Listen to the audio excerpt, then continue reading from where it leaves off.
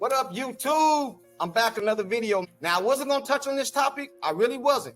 Because a lot of YouTubers has already broke this all the way down. So if you want this broken down a lot thoroughly, go check out Ben Daniels' podcast because he broke this shit all the way down.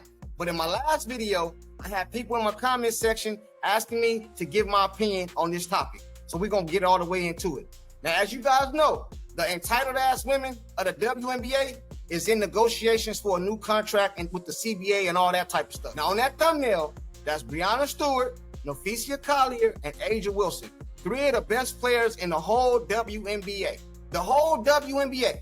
And even though they're the best players in the whole WNBA, majority of people that watch the WNBA today didn't know who the hell they was. Hell, I might have been riding next to Breonna Stewart on a plane and didn't even know it because they was on public planes until this girl Stacey showed up. That is the absolute truth, bruh. And I'm gonna tell you guys a story right now. I want y'all to bear with me and rock with me. Have y'all ever heard the story of the man on the roof? It was a big old storm and the boats kept coming by to grab him and take him to safety, but he keep on saying, I'm waiting on God to show up. The boat passed up and go on about his business. Another boat come. Hey man, come on, man, let me get you to safety. He passed it up and say, I'm waiting on God. They leave. Sooner or later, man, don't nobody else come, and the man end up dying. The man end up drowning. That's the same situation right here, man. The WNBA has been begging, has been pleading, has been crying about the popularity, and we don't get the attention. We don't get the notoriety. We don't get the endorsement deals. Stephen A. Smith don't talk about us on ESPN. Now somebody has came, Clark, the boat to drive you to safety, to drive you to new heights, and you just kick her to the curb and talk shit about her and treat her like shit. Now, in their defense, Nafisia Collier and Breonna Stewart, I do not believe that they have some disdain or some hate for Caitlin Clark. But Asia Wilson, hell yeah, she do.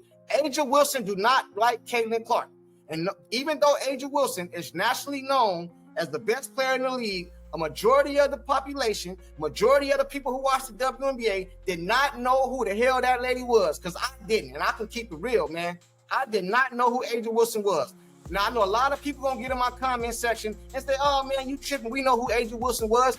You did, but the majority of population did not know. You are the minority, man. And I'm not taking away from nothing Asia Wilson done, because in my opinion, I believe she can ball. But at the same time, I believe didn't nobody watch when she was playing until this girl showed up. When this girl showed up, y'all got public planes. When this girl showed up, y'all is on TV. When this girl showed up, y'all got hundreds of thousands of votes, each individual, you know what I'm saying, that you never got before, which goes to the saying, a rising tide lifts all boats that everybody keeps saying. So this girl has brought in the league popularity for all you guys, all of y'all, and y'all continue to hate. Continue to hate. So let's break this down.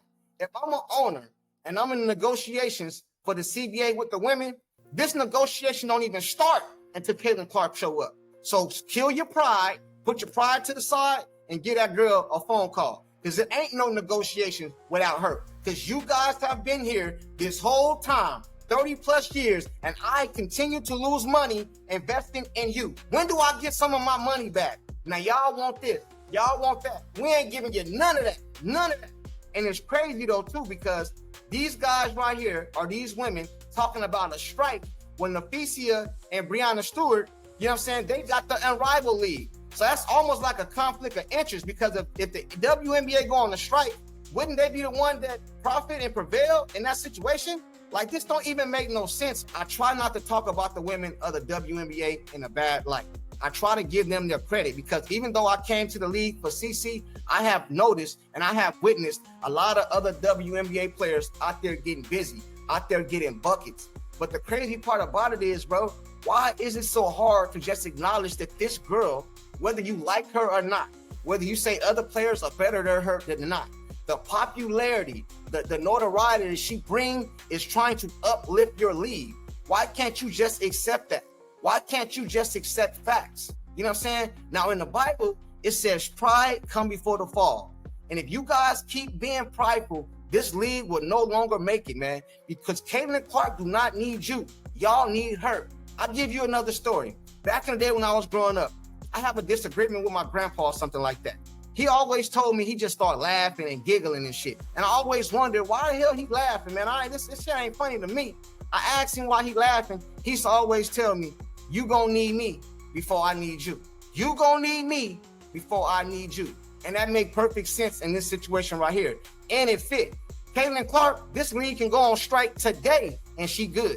She ain't gotta go to overseas and play for no money. That girl a multi-millionaire already. She got Gatorade, she got Wilson, she got Nike. Come on, bro. She don't need this shit. A lot of these players in the WNBA would have to take their ass overseas. If wouldn't overseas play, they'd be delivering boxes for Amazon and shit. You'll be at your door, answer the door, and you got Kelsey Mitchell, or you got Plum, or one of these ladies, you know what I'm saying, at the door delivering a Amazon box. Amazon box, bro. What I'm trying to say is a lot of these women are not in a financial situation that the WNBA can fade away and they just be okay. They would either have to go overseas or they'd have to go and find them another job. Flat out, bro. And maybe Kelsey Mitchell was a bad example because I think she may be all right. But I'm talking about a lot of the leagues. 70% of the WNBA, if the WNBA stopped right now, they would have to find other means of financial support. Flat out, bro. We gonna keep it real. Caitlin Clark ain't gotta do none of that shit. You see she turned down the big three. You see she turned down a rival. If she was hurting for money, she didn't go overseas and play. She enjoyed her summer. So what I'm trying to say is the WNBA need to stop being disrespectful. Now they got this narrative that, oh, she need to toughen up. She need to do this. All right, true. Maybe she do need to toughen up. But a lot of the stuff that's going on, bro, we see what's going on. That ain't basketball. Those fouls she taking, that's not within the lines of the game. Come on, bro. The WNBA is full of shit. And if they do not wise up, there will be a strike. And the owners are sitting back laughing at y'all.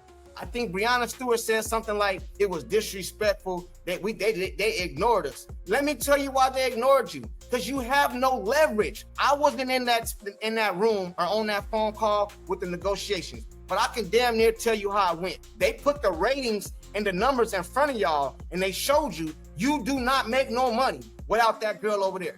When this girl goes out, 60%, 70%, 50%, whatever percent it is, man, disappears.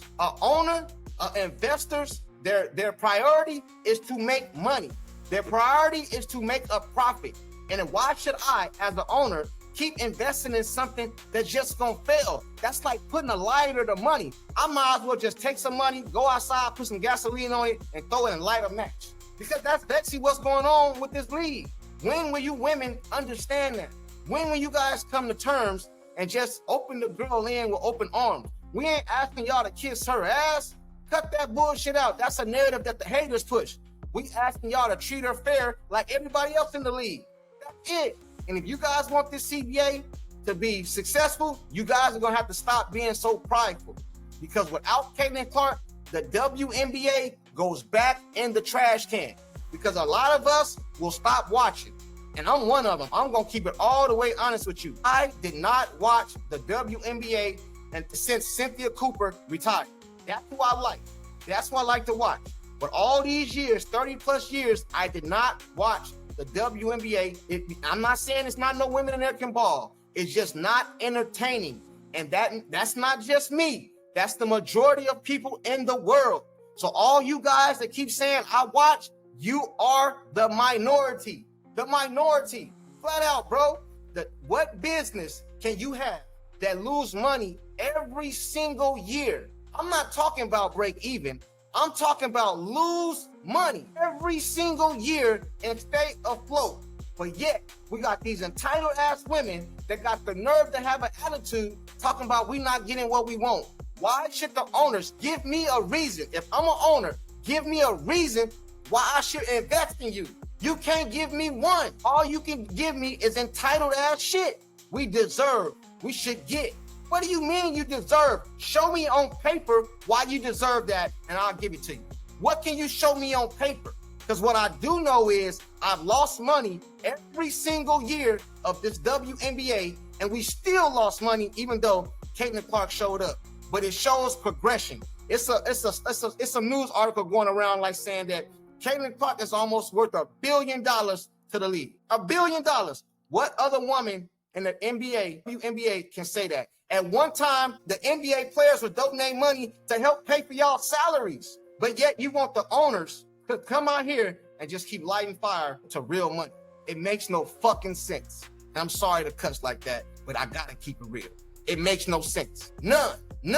No sense at all. Breonna Stewart, Aja Wilson, Nafisia Collier, some of the best women in the whole WNBA, and they do not move the needle. Not even a little bit. Not even Aja Wilson and her highlights and her best player in the league, her defensive player of the year, her MVPs, her championships, with all that, she don't move no needle. So these women in the WNBA need to stop being prideful, because pride comes before the fall. You guys wanted the popularity. You guys wanted to be on TV. You guys wanted bigger contracts. And this girl right here is your key to get all that. And yet you just kick her to the curb. When will you guys learn? When will you guys understand? And if you don't understand quick, you guys' league will be on strike. And the owners will be sitting back laughing at y'all ass because they are not going to budge. Why should they? Why should they? What you gonna say? They're gonna go to Unrivaled? It makes no sense, man. If you guys hold out, some of y'all might be able to stay afloat, but it's a lot of women that's gonna have to take their ass overseas. Look at Brittany Griner. Why do you think she was overseas in jail? Because she was overseas trying to make money during the off season. Caitlin Clark don't have to do that. So it goes back to what I told y'all about the story about my grandpa. You gonna need me before I need you. Y'all gonna need Caitlin Clark before she needs y'all. Most of y'all, that is. So cut the shit, man. Cut this pride to the side, man. Stop being entitled. Go ask that woman or invite her into the negotiations. I don't know how that works. I'm not gonna get into all that. But if I was the owner, me, and a lot of people feel the same way as me. If I was the owner, negotiations don't even start till Caitlin Clark is involved. And till Caitlin Clark is in the building. And till Caitlin Clark is on them phone calls. Because you three women, or whatever women you have on the phone or at that negotiation table, you guys don't move the needle. And that's facts. You might not like it, but it is what it is. But until the next one, y'all hit that like button. Y'all hit that subscribe button, man, and jump in that comment section. I hope I broke this down as thoroughly as possible. But like I said, if you want the quotes and the imagery, go check out Ben Daniels' podcast because he broke this down thoroughly. Salute to him. Peace.